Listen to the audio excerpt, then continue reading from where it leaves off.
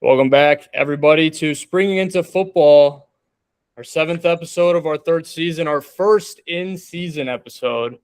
It's great to say that we have made it to Week 1 football. Week 1 football has arrived with a lot of good storylines that took place over the weekend, including Austin Reed's historic performance and really the coaching debut for a lot of these coaches who began their coaching careers this weekend. We love to see that for them. And also as well, I mean, not to mention the players. I mean, I think that was kind of self-explanatory, but a lot of players beginning their young careers as well. So we're really glad to see the new league kick off.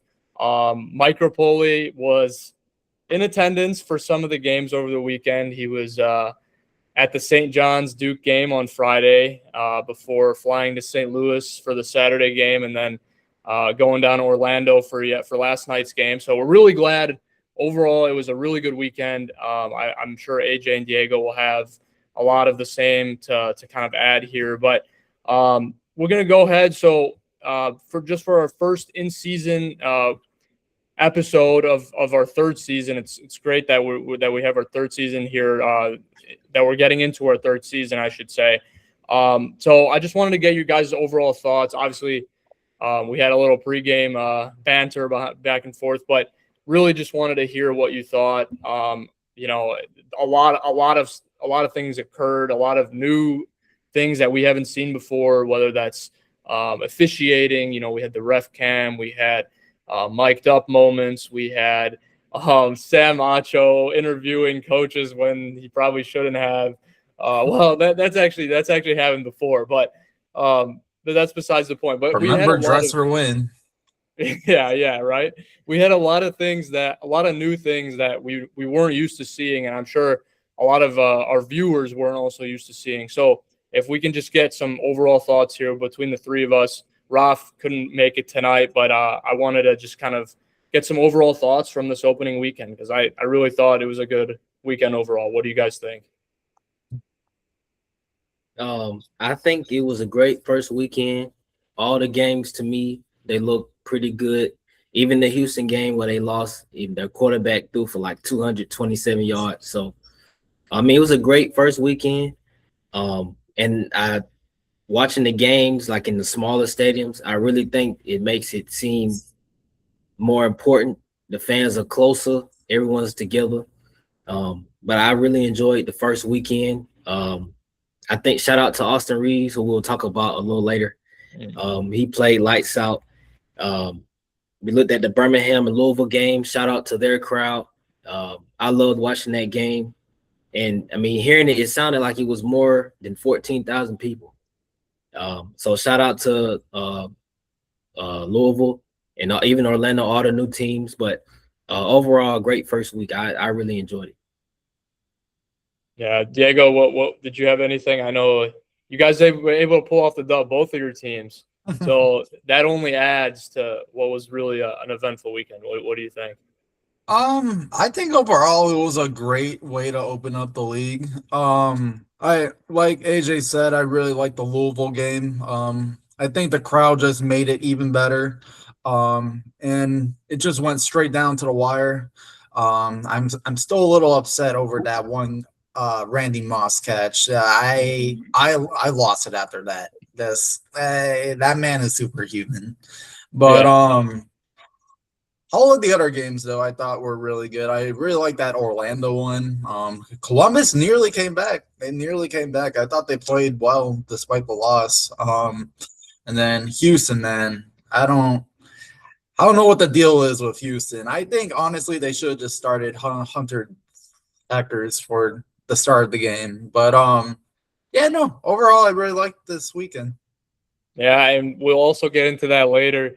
I had the dark horse pick. Everybody out of the four of us, including Raf, we all had some different picks, enough that it'd be like one of us would choose one team and then three of us would choose the other team, so that if that one team won or lost, then that one person who picked the other team would really be favored in the rankings, which like it helped me, but me and AJ were tied. Just we picked different teams throughout the weekend. And then Raf, I'm not sure what I think he picked one. I'm trying to remember.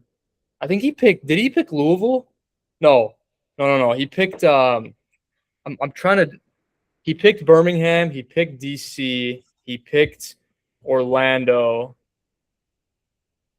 No, he picked Columbus like me. And then Yeah. he picked DC. So his only win was because I had the different pick of Dallas, because you guys had the Gamblers too, right? So and then to piggyback off of that really quick, I was the Yeah. only one who had picked the Bellhawks to win, and look what happened. They won. I'm like, man, oh man, something about the Bellhawks, man. They always find a way to do it.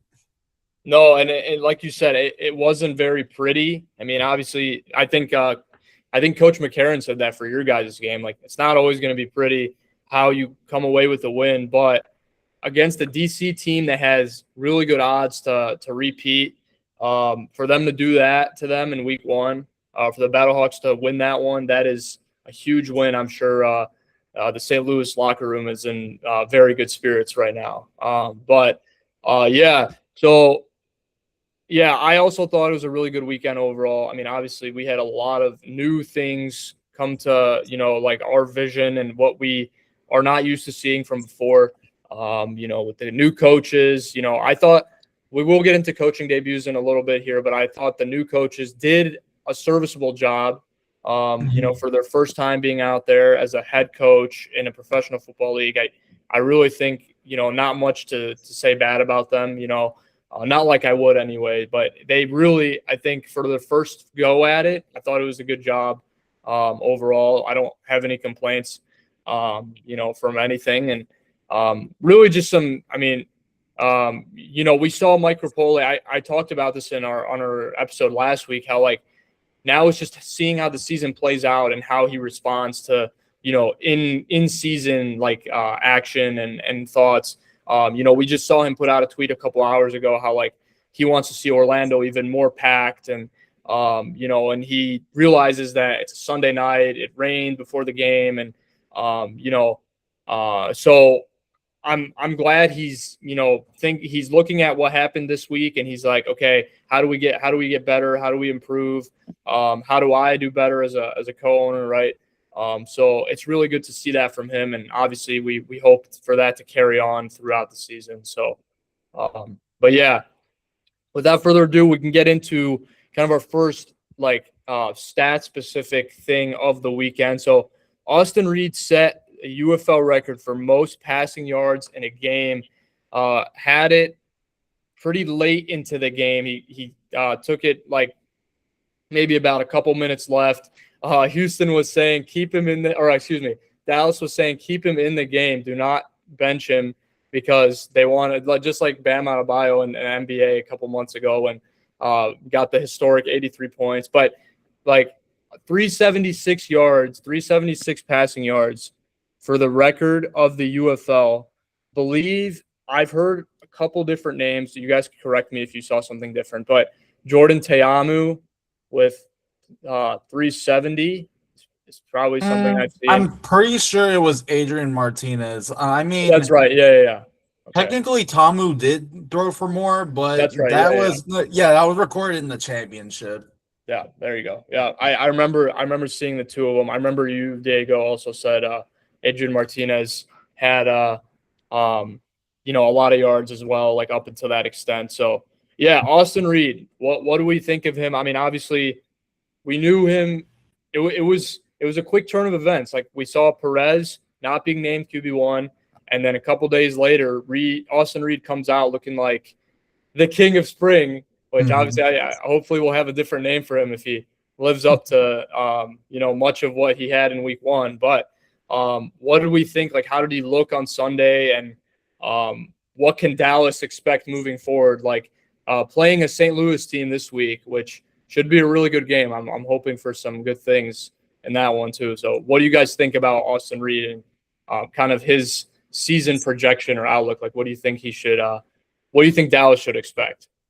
I think to start off, I think that the Renegades should feel comfortable with how this offense is going to look. As you said, the St. Louis Battlehawks are going to be a really tough team to play. They're going to, they're going to try to continue their momentum. But I think, not just Austin Reed, but I think the way that Tyler Vaughn's played as well was also really good to see as well. And I mean, I think for some of those who don't know, I actually got to see Austin Reed in person at the Hall of Fame game 2 years ago, and from what I saw, he looked pretty good in that offense, despite it being preseason. But no, I think he's a very talented kid, and I think the floor is you can only go high from here.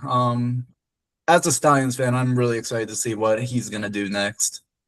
Yeah, and I mean, I think quarterback play in general just really gets every fan going because, we talk about it so often. Like, it's hard for a quarterback to go on from the UFL to the NFL, like a starting position, right? We've seen other positions go on, make a name for themselves, but quarterback, it's really difficult just because of, there's only one per team that you see on TV, right?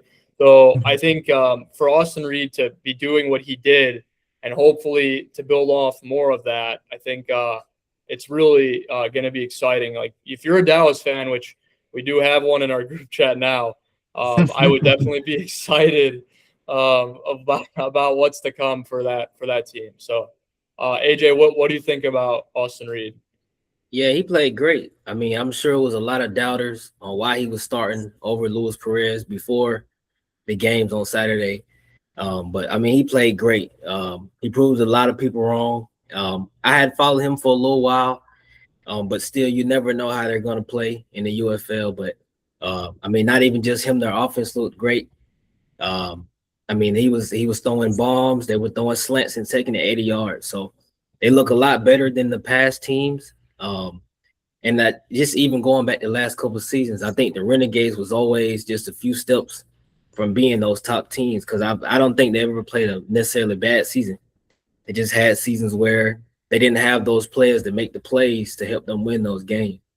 And so now they may have found that in Austin Reed. So great game by them. They're going to go against St. Louis, who played pretty good defensively.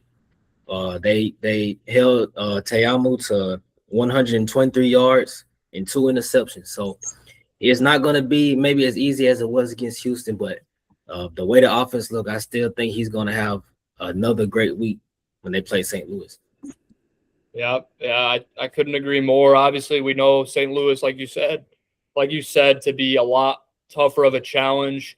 They will be at home again this weekend, so avoiding the dome at all costs is what you want to do at this point. It's a tough place to play at, and so to have the home crowd, which Dallas didn't do too bad. We can get into that more later, but I think with a team like how good they looked, I don't think it really matters where they play. I think it's going to come down who makes the plays on the field. So we can go ahead, get over to our next topic. So kind of to piggyback off of quarterbacks, I wanted you guys, we did a similar segment to this last season where we had each member choose a quarterback out of the 8 that started this weekend.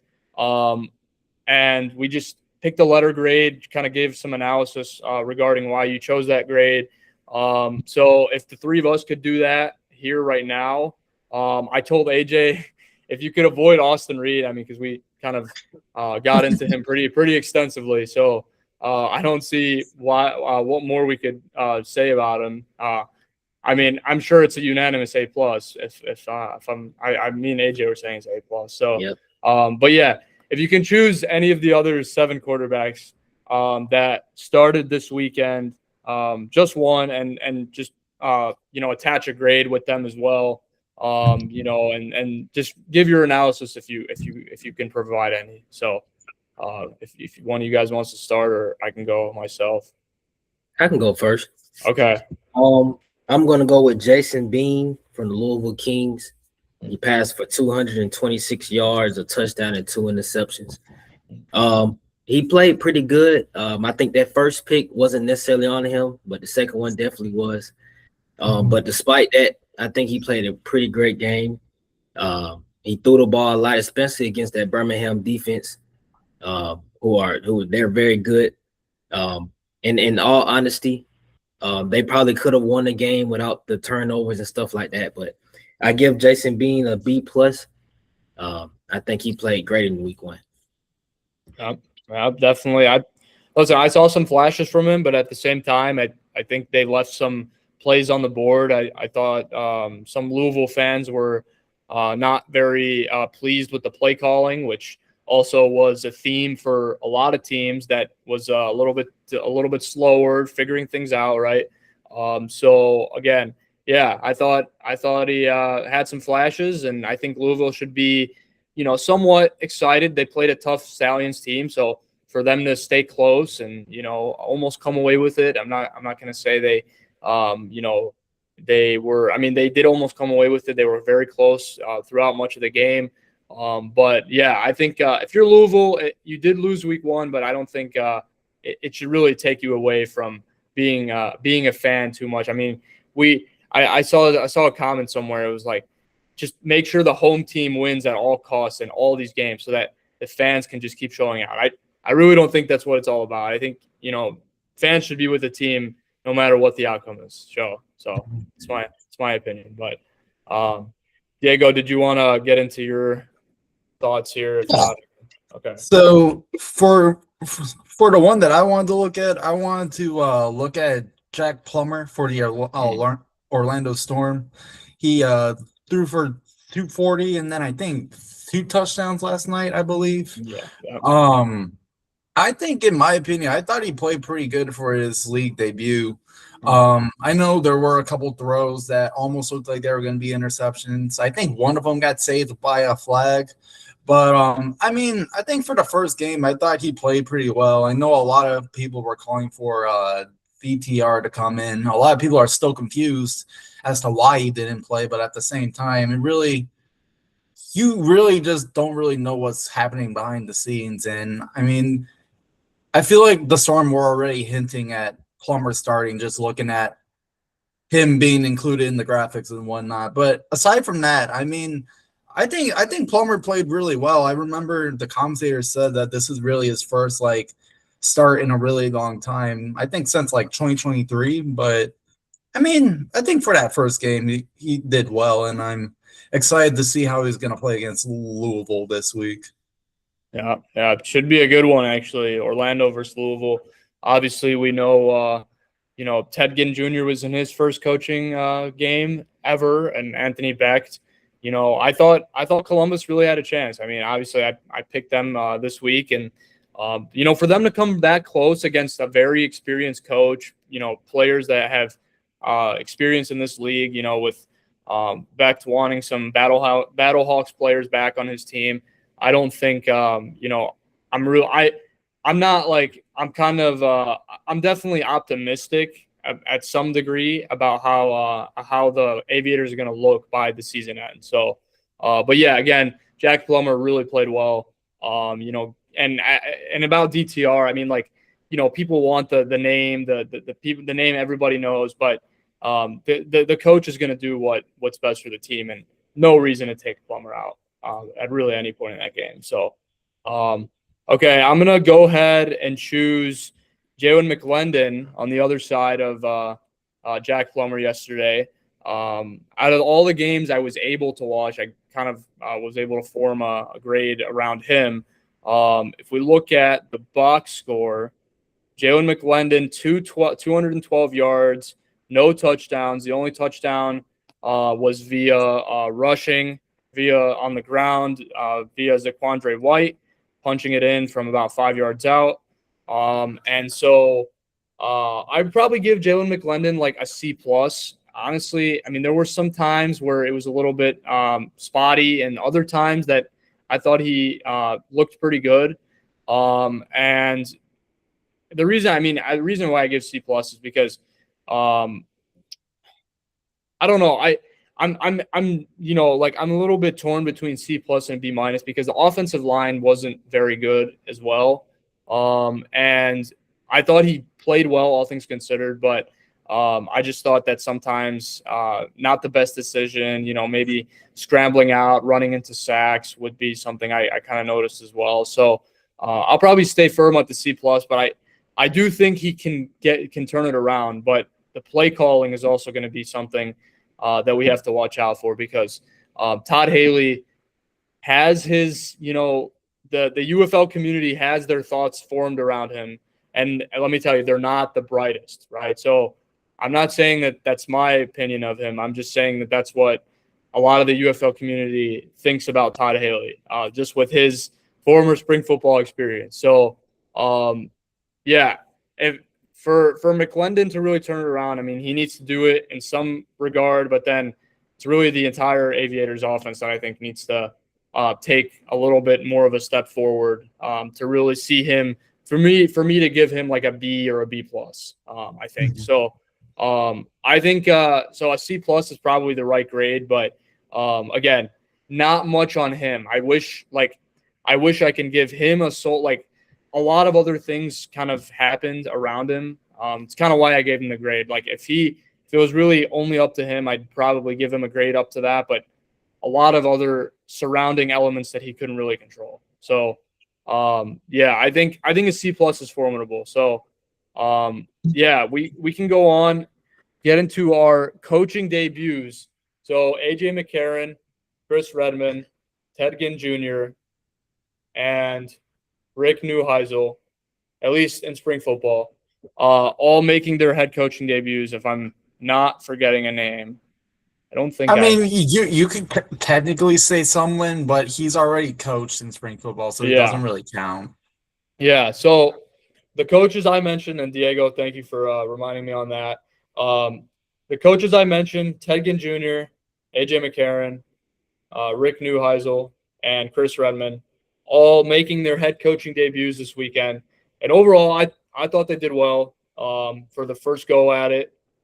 First time being exposed to a spring football environment. We know it's tough sometimes when things don't always go your way, when your defense doesn't maybe play as well as you thought, or special teams maybe makes a mistake or two. And so for an overall performance, I think I'm really excited to see like anybody can coach. Like we did see sometimes where it got a little bit shady, where it's like, yeah, like that's a first time head coaching moment. Like for example, like I hate to call out AJ McCarron, but something was said in the Discord on Friday how like when they had that celebration after the sack, like in the final seconds, and would that happen, right? But again, I'm not. Everybody would celebrate, right? But it's all about like discipline. And you saw AJ like how annoyed he was, like how frustrated he was after that. So it's good to see him like wanting his guys to get better. But now it's just a matter of like, okay, let's go out and execute. Let's not do those types of things, right? So, but overall, I thought it was a good first go from all the new head coaches. What do you guys think? You guys agree? Yeah, I think everybody did a pretty good job. Like you said, AJ McCarron, they had that, stuff at the end of the game. But those things happen. But I think overall, every coach has their own unique style that they're bringing. And I like all of it. They're bringing their personality and put on to these teams and the fan bases. And so, like I said, every game was pretty good. All the coaches did pretty good. And now we'll see as they get down towards the season, which ones will stand out more. Yeah. Diego, what did you have? What did you think of the coaching debuts here? I mean, obviously one of your coach making his debut. I mean, I feel like we kind of already tapped up on McCarron, but I think just to give my own part of it, I think honestly, I think in his first ever debut, I mean, of course they're gonna have a little hiccups here and there, but I mean, he looked calm. He looked like he just wanted these guys to just give it their all. And I mean, I noticed very much that he probably has the most potty mouth out of all of the other coaches, which I don't know if that's a college football thing. I don't know. It kind of reminds me of Nick Saban. But the coach that I wanted to talk about was the Renegades coach, Rick Neuheisel. I think if I remember correctly, I think he's now the oldest coach in the UFL. Which, I think that experience alone is going to help, just give these guys a little bit of experience, but also just someone who knows how to lead and has so much success across football itself.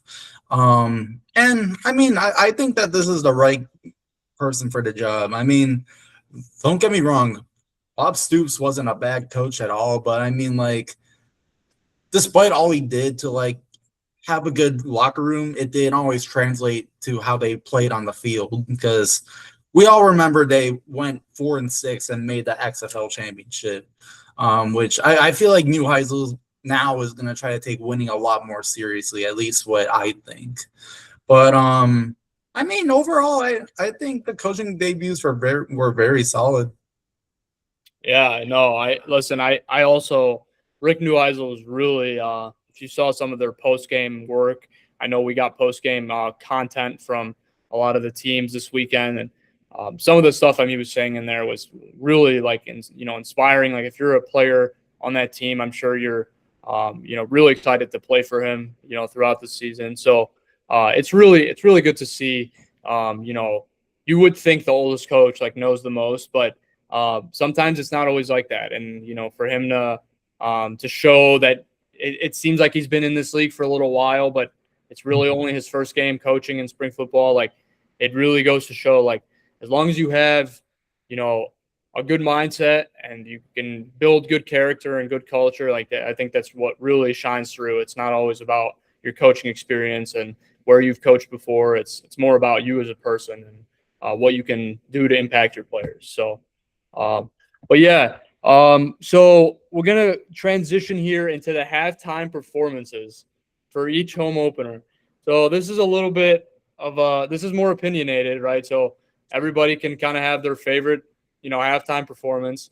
And I saw some different things. I will say Nelly did receive the best response, the most media, the most positive, right?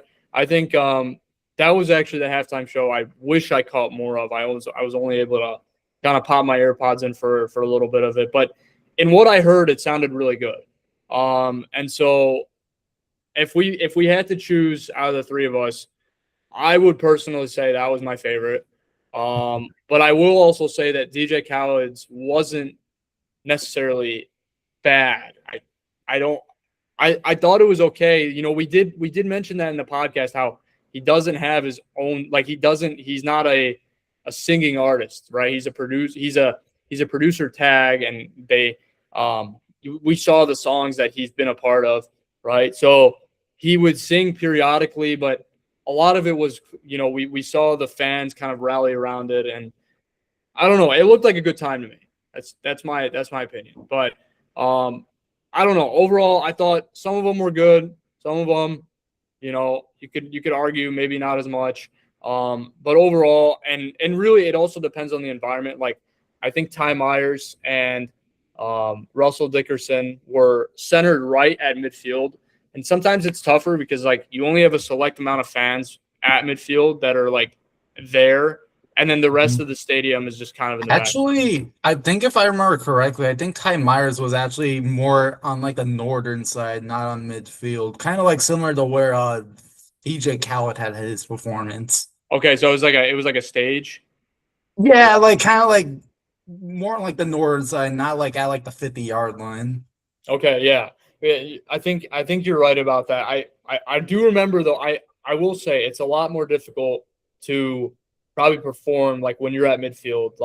Obviously halftime performances for the Super Bowl take place across the whole 110 yards of an NFL field, right? So when you only have that, what is it, 10, 15 yards to, take a whole 10,000, 15,000, capacity stadium, sometimes it's a little bit difficult. But nonetheless, I thought there were some good performances, and we'll see this week. Let me see here. Believe just one. No, we'll see two. It's two. It's Kevin DeGraw for Columbus, and then Yeah. it's Ludacris for Houston. Yep, that's right. Yeah, and those are two names I do know. I know Ludacris is a huge name in the hip hop community. Really goes back with some older names.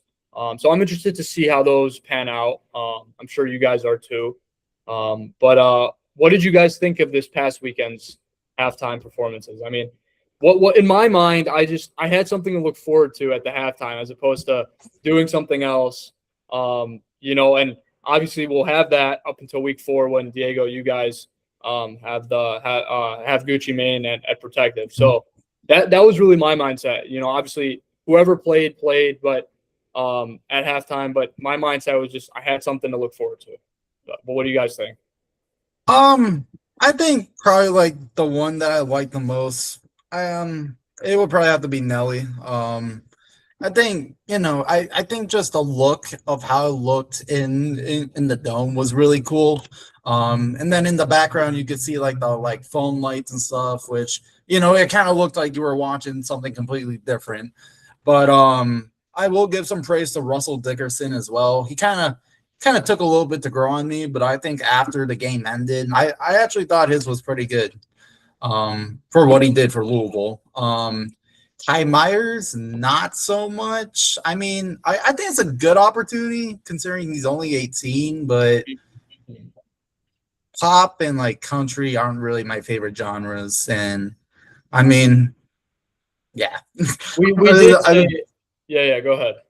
I mean, there were some other comments I was gonna make, but I don't think it's appropriate, so I'm just gonna not bring it up. But Okay. About DJ Khaled, I mean, it wasn't the worst, but Okay. just considering he's not an artist, Yeah. I don't know. I kind of thought it was more ridiculous, if anything. And I feel like he just kept switching songs 5 to 10 seconds every time. As soon as you were trying to get a feel for it, he would just switch. Yeah. I mean, and it was shorter, I think, in real time than the other performances. And we had a much longer commercial break than any of the other halftimes.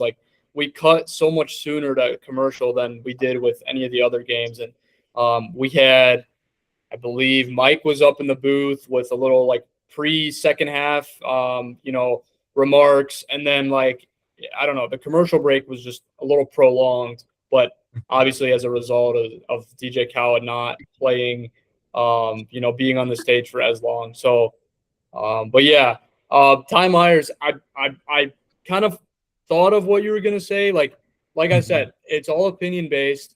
We saw who the communities and the cities that these stadiums, who these halftime shows had, who the halftime shows were. And it's fitted to every city in some way, right?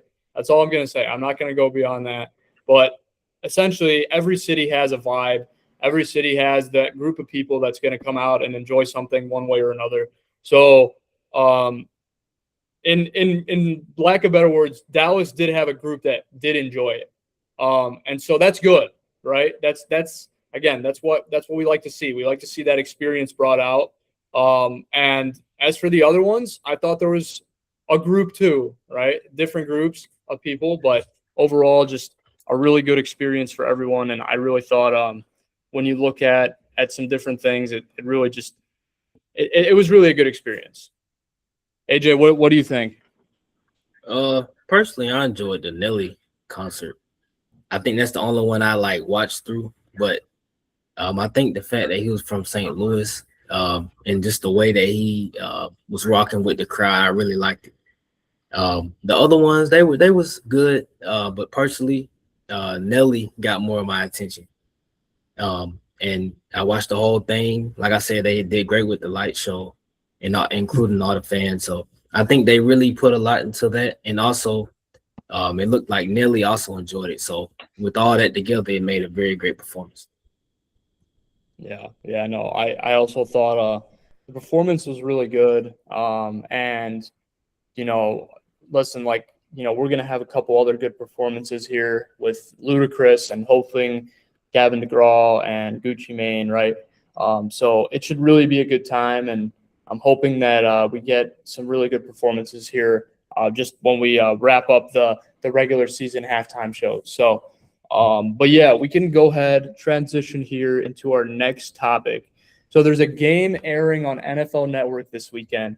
Diego, Birmingham versus Houston. Now, after week one, this may not be the best game to air on NFL Network, in my opinion. But we didn't know that, right? They didn't know that when they came out with No, we didn't. yeah. So, but no, do you agree with? I mean, like obviously, like I know everyone, all of us have you guys winning. Well, you could just put that I out there, mean, but like I think just judging with what our predictions are, which we will get up soon, I think a lot of us are favorable of Birmingham winning, but I'm not gonna lie, I do want to see how Hunter Thackers is gonna look if he is named the starter. Because I mean, I would like Houston to play a close game with us because I mean we're still not perfect in any way. These first 4 weeks aren't, they're more about just learning the offense, the experience and whatnot. But I mean, I think it could still be a good game. Overall, but I think when the UFL community looks at our history of playing Houston, they're gonna immediately choose us. yeah, and listen, I think it should be a good game. I'm hoping it's a good game. NFL Network alone should attract a little bit more of a viewing than some of our other networks. I'm not saying that ESPN and Fox don't. I'm just saying that usually when you hear NFL Network, you associate something like you associate the NFL, right? So when you see that the UFL is being played on it, you're hoping to get a little bit more viewership, yeah, so I'm excited for that. We're still awaiting we've gotten attendance for some of our games here this past weekend, but we're really waiting to see. I have seen some numbers. I'm not too sure if they're accurate, just because we've had some like turnover between a couple of our sources. But no, I think it should be a good. I'm hoping it's a good broadcast. And also, we mentioned that last episode is that should be interesting to see who the broadcasting crew is, right? Because I'm sure we'll get word of that before your guys' game, which is on Sunday. So we have a little while before we can potentially get word of that. So, but yeah, AJ, did you have anything on this game? I know it's it should be a good one overall, and Yeah. it's on NFL Network. So I'm hoping it goes well structurally. Yeah, I think it'll be a good game. We'll get to it a little more later. But I think it's a great game, a great chance for the league to get more exposure. Even players themselves, we could have people just roaming and they see their favorite player and now they're watching. So I think it's a big opportunity for the league. I hope the game goes well. I hope the crowd shows up. And I just hope that they take advantage of the moment they have to get more viewers and more fans into the stadium. Yeah. I mean, yeah, it should be a good game. And something to mention is that every game this weekend is being played prime time, like night. I mean, really, the only exception could potentially be is the Birmingham game, which is at 5 p.m. Central Time, 6 p.m. Eastern Time. But even then, that's later than a usual noon kickoff or a 3 p.m. kickoff. So I'm excited about that. Every other game is taking place at 8 p.m. Eastern.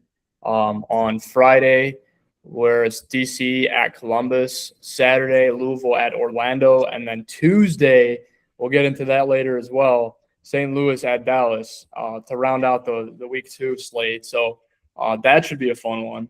And it's crazy how it lines up on a Tuesday after we saw how good those teams are. I'm hoping the fans can show out. If not, Mike's going to have to come on Twitter and say what he said a couple hours ago about how, it was a school night. Like, I mean, what are we doing? It's like some of these things are avoidable. I mean, playing on a Tuesday, I'm honestly not sure what the reasoning could be here. It could be Easter. I mean, I know Easter. It's because of March Madness ending the day before. I don't know. I think this is more of a marketing thing they're trying to do. I don't know. It doesn't. Okay. In my opinion, it just doesn't make sense as to what Louisville's trying to do on later in the season with the like the prelude to the Kentucky Derby. Yeah, the Kentucky Derby was also mentioned this weekend with Mike Rapoli joining the air last night with Joe Tessitore and Jordan Rogers. He stayed up there for a good while. Like we love to hear, we love to hear him and see him all the time. He's really just his presence is very infectious. So, but yeah. I think it should be a good opportunity for Birmingham and Houston to take place on the NFL Network. So, so attendance and TV ratings. We haven't gotten much. I did see how. Yeah, go ahead. The attendance has been confirmed for all 4 of the games, but the Okay. TV ratings are still to be determined. I mean, Oh, there that's right. were That's some. right. Yeah, I mean, there were some numbers sent out for Friday, but we're not entirely sure yet if those are accurate. So it's probably best we don't bring it up. You're saying the entire topic or no. I mean just the ratings. just the ratings. Yeah. Yeah, okay. Yeah. So I mean we can get into the attendance. So if I jog my memory correctly, so Louisville was sold out stadium. We're very excited for that. Saw believe 14,000. Could be mistaken. It should be a little bit more than 100% because we do know NFL does see higher than 100%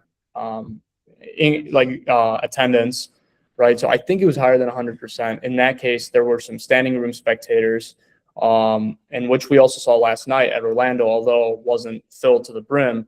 Louisville sold out. We'd love to see that. It was a great energy Friday night. Weather was kind of what it was. It kind of was a little nippy and a little cold, but overall, really good environment for the opening game of the weekend and the league. St. Louis really filled as well. Diego or AJ, if one of you guys has that number, I'm kind of blanking. It was 31,000 for St. Louis. Okay, 31,000 for St. Louis. I mean, that is really right on par, like with what they bring every week. So I'm not surprised. There was also a Blues game, either later that night or the day after. Cardinals were playing as well. Yeah, there you go. Yeah, so a very busy weekend for St. Louis sports, and I'm sure the hotels were ringing and everything.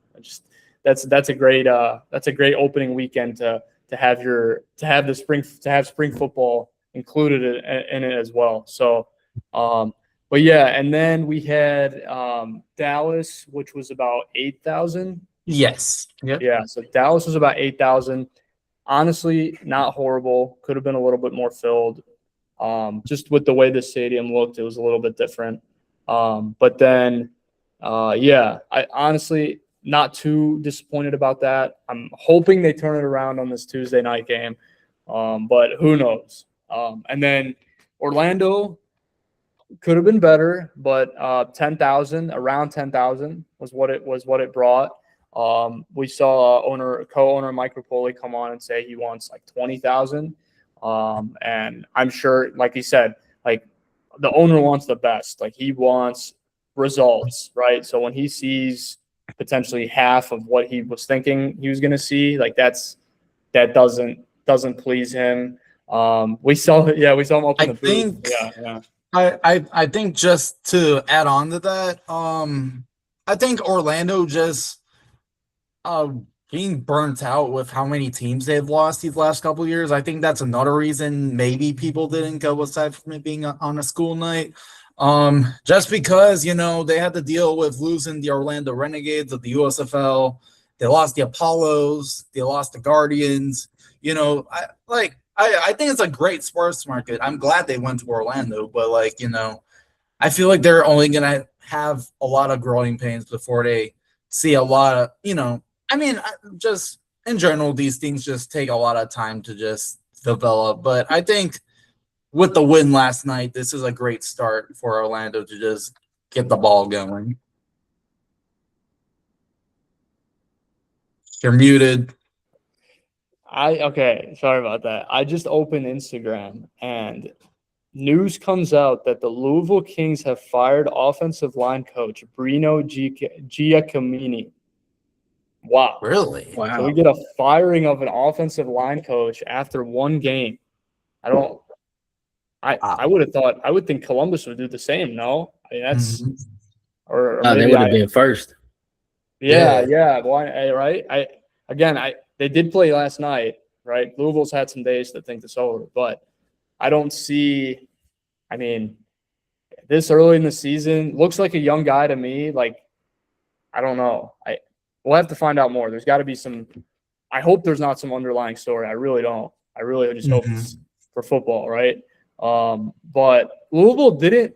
Their run game looked pretty. Didn't look very good. We'll Mhm. say what it was. Like we did have them slated as like the best backfield coming into the season, and so when we saw them like that, I was a little bit in shock that they Mhm. weren't putting up, the uh, the production that we thought they were going to put up, and not to mention Birmingham has a really stout front seven, so like that's also another thing. But yeah, so I really don't know.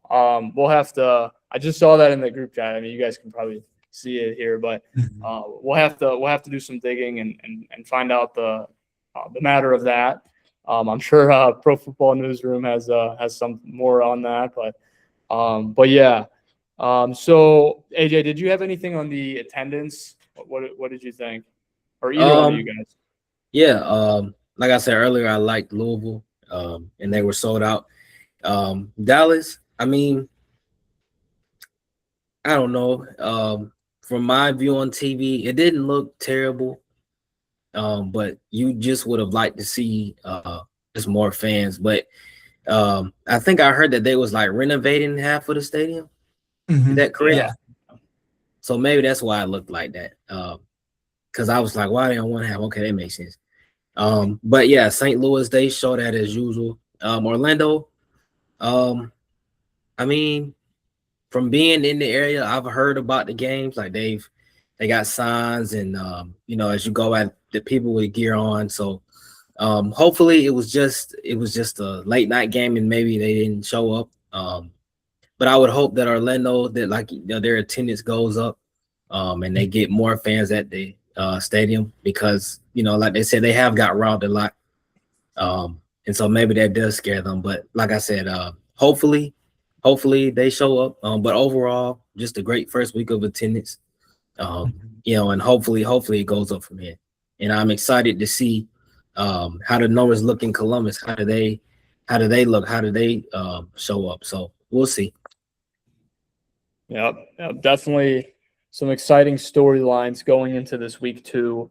Well, I'm still a little shocked at that firing, but I don't want to have it take anything away from our ending of this episode. But okay, we can get into our week 2 picks.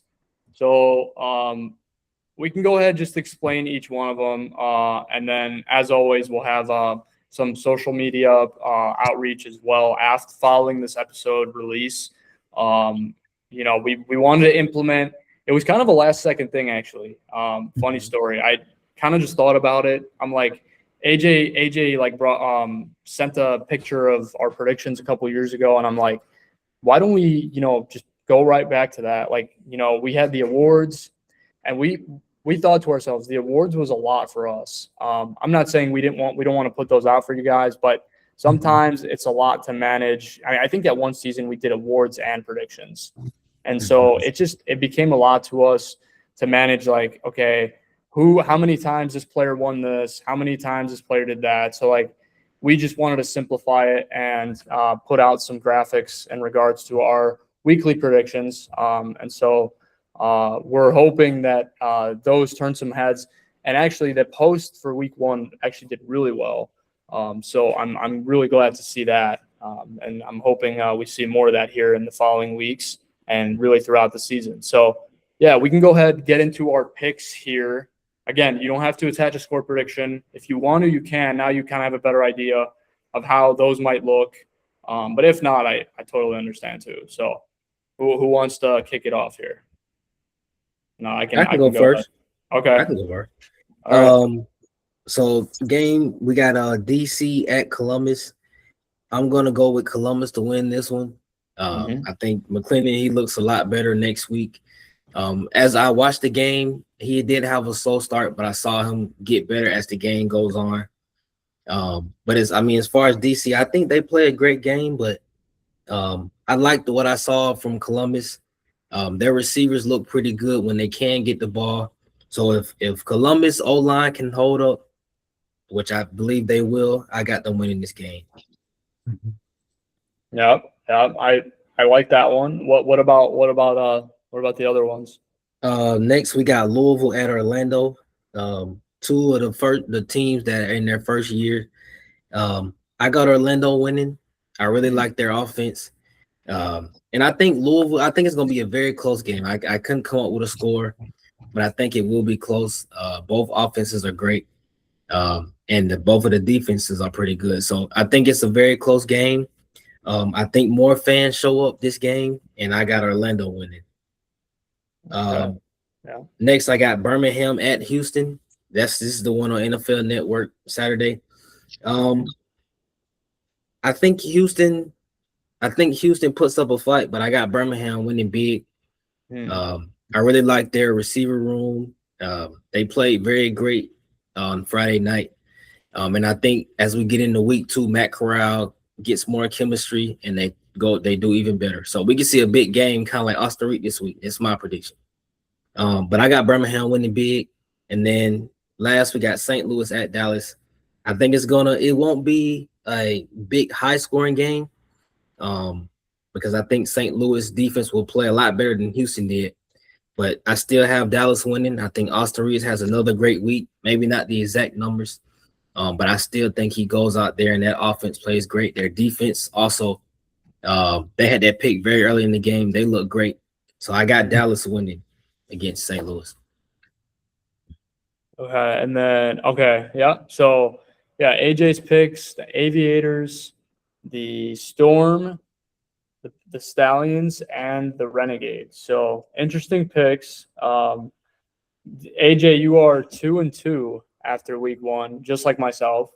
Again, we'll have all of that information here posted shortly after the episode. Diego, do you want to get into your week 2 picks here? Yeah.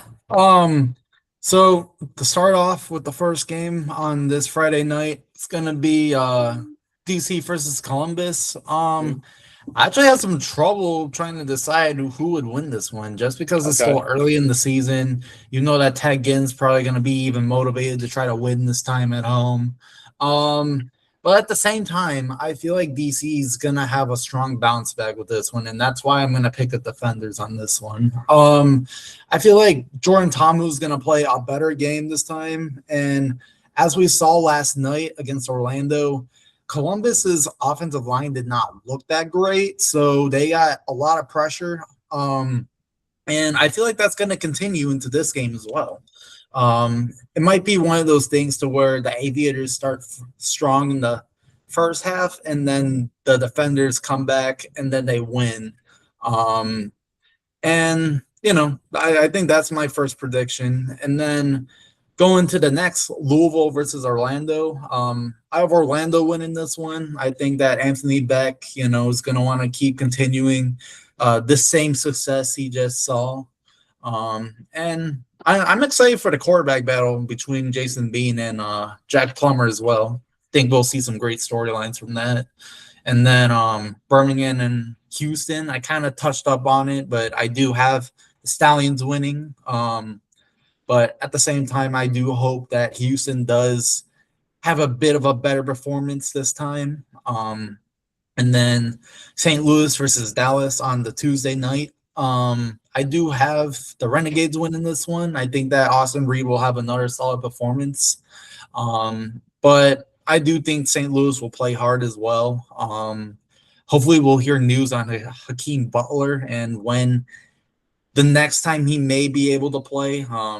Hopefully he has a strong recovery. We'll just have to play it by ear. But no, those are my predictions. Yeah. Again, it should be a really fun weekend on tap. And Diego, 3-1. So just to review Diego and AJ's pick. So Diego correctly chose Orlando, Birmingham, and Dallas. And then wait, no, excuse me. This is wrong. I think you're mixing up with the I know. Battlehawks. Yeah. So you had the Battlehawks. Let me see here. I want to pull it up. So you had the Battlehawks, the Stallions, the Gamblers, and the Storm. So you had 3 out of 4, which is really good. And then AJ and I both went 2 of 2, 2 for 2 and 2. We had separate different picks actually, which is kind of interesting. Like how me and AJ had the same picks this week, by the way, which I didn't want to spoil it, but I'll go ahead and get into that right here. So yeah, so for the opening game of the weekend, DC at Columbus. I was also really back and forth with this one. I probably had DC at some point, like leading up to this episode, but I thought to myself, I'm like, yeah, Ted Ginn is much, he's going to be very motivated to win this one. And not to mention that to have that fight with Orlando, like to almost come back, I think, that's difficult to play against a really tough Anthony Beck team and a raucous environment. Like, I think they should pair well for this game on Friday. I'm excited. But it's one of those things where you just gotta wait, you play by ear and see how it works. But no, I do have Columbus winning. It's gonna be very close, maybe a field goal game. And speaking of field goals, Ryan Coe, potentially the next thicker kicker. I hate to steal Harrison Beavis's nickname, but the highest kicking efficiency after week 1, and we're hoping he continues this throughout the entire season to where we can see him get another chance in the NFL. I don't think he's had one in the past. I haven't heard his name, but that's besides the point. So second game of the weekend, Louisville at Orlando. I have Orlando winning this one.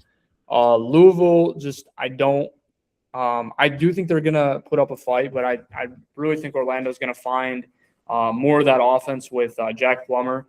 I think their run game is going to figure it out too, which actually I didn't think played all that well against Columbus. But Louisville's run game didn't look very good, like on defense at least. I thought Snoop Connor of the Stallions had a really good game. And so I think Storm might take advantage of some of those things and play a lot on the ground. So I have Louisville coming away, I have Orlando coming away in that one. And then for the NFL Network televised game, Stallions at the Gamblers. I had the Stallions coming away with this one. The Gamblers are a great team. They do have some bright spots to them. I just think AJ McCarron is going to keep it going. The mindset for them is 1 week closer to that home opener. We're getting there, right? And so they're eager to get back home. They want to win really wherever they play. They looked really good on Friday, by the way. I know we've probably mentioned that a lot, but they really, had some good spots. Like their defense looked really good. Their front seven, their defensive backs, their secondary. So I'm really excited to see how that game's going to go. But I have Birmingham taking it. So, and then for the final game on Tuesday, St. Louis at Dallas. We've had some back and forth banter in our group chat between how this game's going to go. But I am confident enough to say that I have Dallas winning this one, potentially by maybe 10 points, maybe a score and a half. St. Louis's offense did not look entirely good. I will say they had their down moments on this weekend, but they I think they will figure it out to some extent, but I think Dallas's offense is just way too good to contain and to stop. And I think Austin Reed is going to have – it's really going to be the difference between quarterback play. I think Austin Reed's going to be the better quarterback between him and Brandon Silvers on Saturday. So I have Dallas winning that one. So, but yeah, before we say goodbye to the air here for our first in-season episode, I should say. what did you guys have any final thoughts here? Anything kind of get to your mind here before we get set for our week 2? I think even though the ratings haven't been officially released just yet, I do hope that we have a good slate of everyone, just solid viewership for this first week. I know it's probably going to be a little rough just because of March Madness and the MLB starting up. But I mean, that sets the foundation, just really just to see what you can improve, kind of similar to what Mike Rapoli just said in the tweet. But other than that, I just hope we have another great week of games. I'm excited to see how the quarterback play is going to shake out. If we may have an upset at all. And no, I'm just looking forward to another great week. AJ, did you have anything for this week 2 here? Yeah, just excited for another week of football. Excited to see how the teams respond in week 2, which teams keep going, which teams kind of take a fall, and which teams get their first win. But just on week 1 for a second, I loved all the new uniforms. It made it look fresh and new, but still the UFL. I really liked the Stallions uniforms. I love those like maroon, glossy looking helmets. I love those uniforms. They look like they could be in the league. But yeah, I love the new feel. I do wish that they had more like team logos on the field, a little more maybe in the end zone, even if it's a soccer stadium, so they can't go too much, maybe slightly. But still, even with them putting a little graphic on the TV, it just feels different. Just going behind the scenes, all the interviews and the camera angles. So just excited to see more of that in week 2. And just excited to see how the league continues to show these games and everything. So I'm excited for another week of football. Yeah. You got anything, Ferris? No, I don't have anything, but I did want to get into Raf's picks for this week, which we forgot to do when we had our picks. But Raf's picks, believe he has. Let me just pull it up here. I'm always on the wrong tab at the worst time. So Raf has DC winning. So just like Diego, so he's got DC, Louisville. So one out of 4 on that one. He's lonely. So if Louisville wins, he could potentially turn the tide on these standings. And then he has Birmingham winning against Houston, like all of us. And then St. Louis out of the 4 of us taking that one against Dallas. So that's another interesting one. So if he gets both of those right, or even just one, he can either tie me or AJ, or take the lead if he gets both. So I mean, it should be really interesting. But yeah, no, I didn't have anything else. Just wanted to get Ross picks in, and yeah, look forward to another week of football here with you guys. Joining the group chat. So, well, we appreciate everyone joining us tonight. Diego, AJ, we thank you guys. Thank you guys for all the behind the scenes efforts with Instagram, Twitter, and really everything we did this past weekend. And then we'll also make sure to get everything out on socials here shortly after the release of the episode. And yeah, just excited for another week of football. And we really appreciate everyone tuning into this episode. So thank you guys. Have a good night. And make sure everyone enjoys some more football here this weekend. We've got a busy weekend on tap for some good primetime action. Have a good night, guys. Have a good night. See ya. See ya.